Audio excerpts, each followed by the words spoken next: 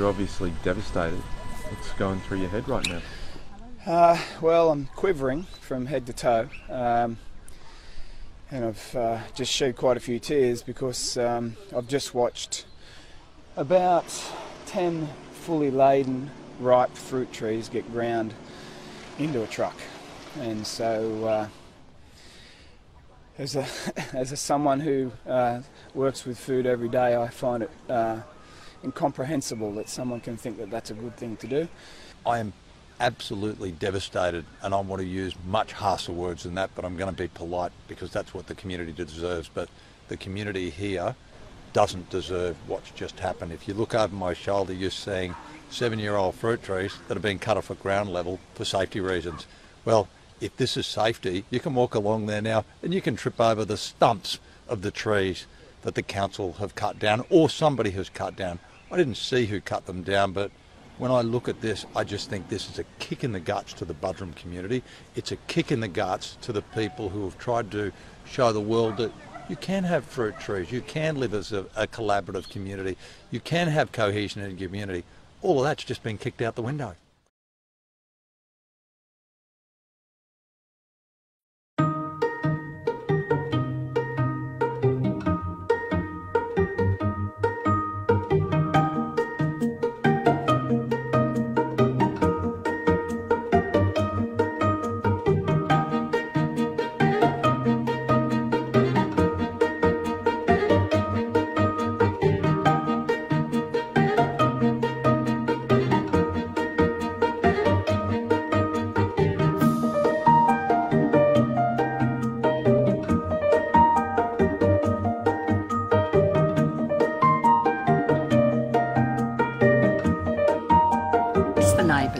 Nice people. It's the community that is built. The cohesion amongst all the different households that's now taking place at an intergenerational level, from the smallest child to the oldest pensioner in the 90s.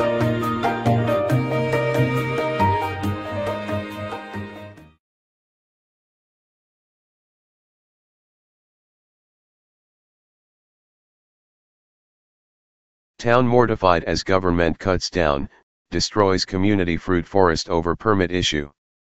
Residents who took part in a 7-year-long program to grow a massive community fruit forest watched in horror as government goons destroyed it to make way for a sidewalk in their relentless war on self-sustainability.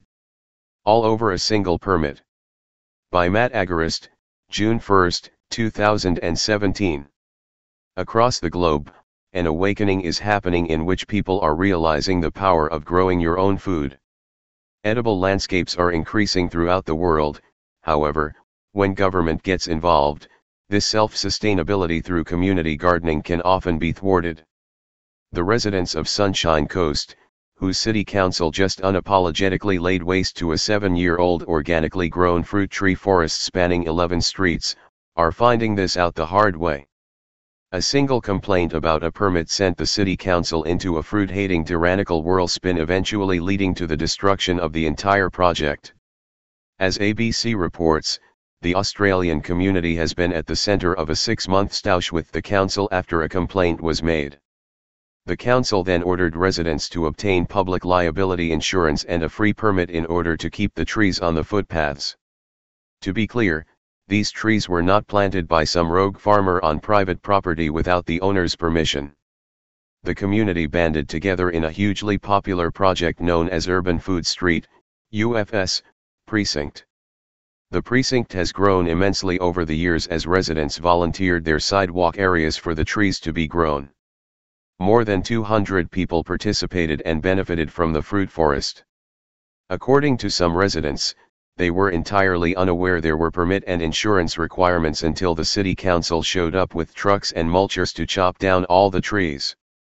Image, http://pixel.watch/QT7. Chris White, a chef and resident within the UFS precinct, said this thoughtless destruction of food was done to put in a sidewalk and put the residents in check.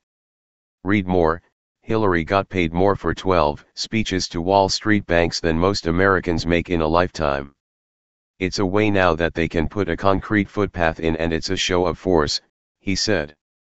I think it's the kids that are going to be impacted greatest here because they've nurtured these trees, and now they're not here. Through tears, White described how one of the children climbed up a tree to save its fruit before the city council chopped it down. She climbed inside the tree so that they couldn't cut it down, he said. White then noted how the city council wouldn't allow the residents to pick the fruit prior to destroying the trees, and they watching in sheer awe as government destroyed food. We didn't have enough people on the ground to save the trees and they wouldn't allow us to get the fruit, White said.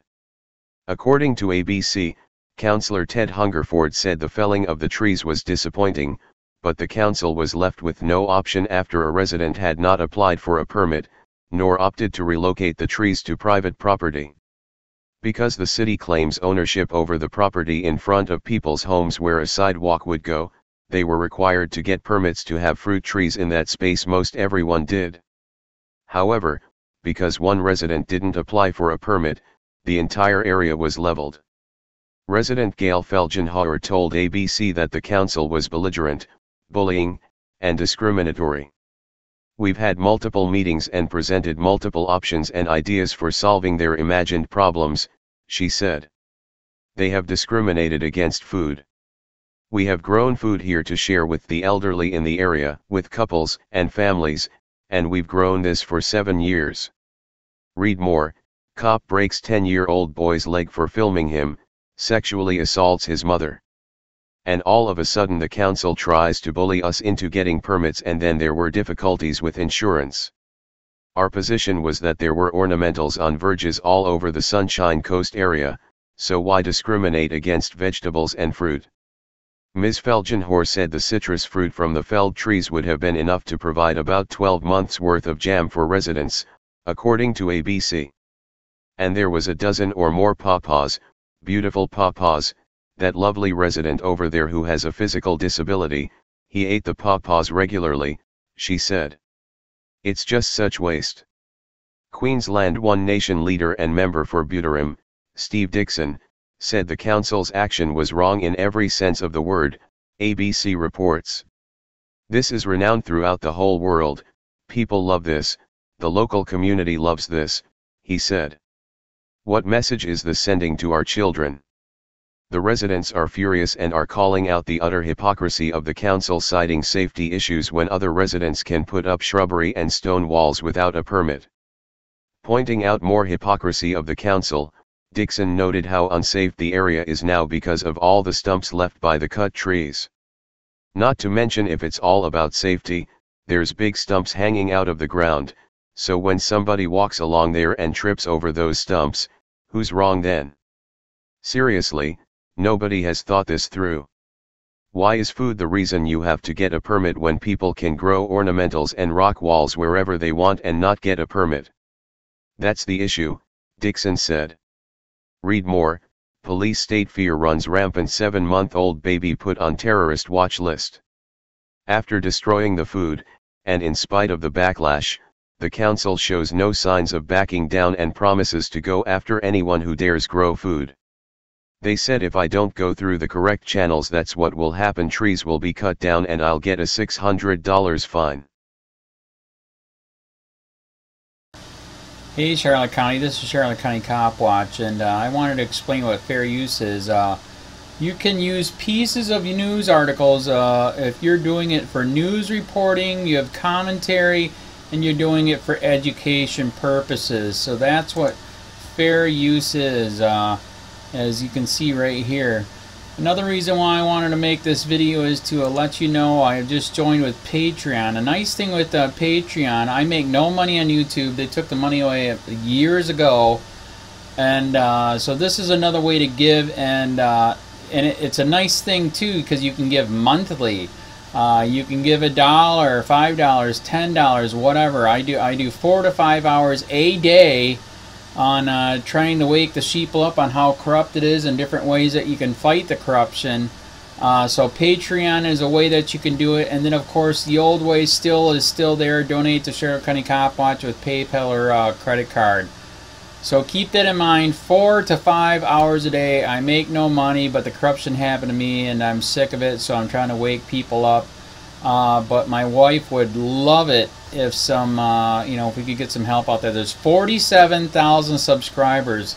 Just think if each one of you subscribers just gave a, let's say, actually, yes, $1 a month. 47,000 subscribers gave $1 a month.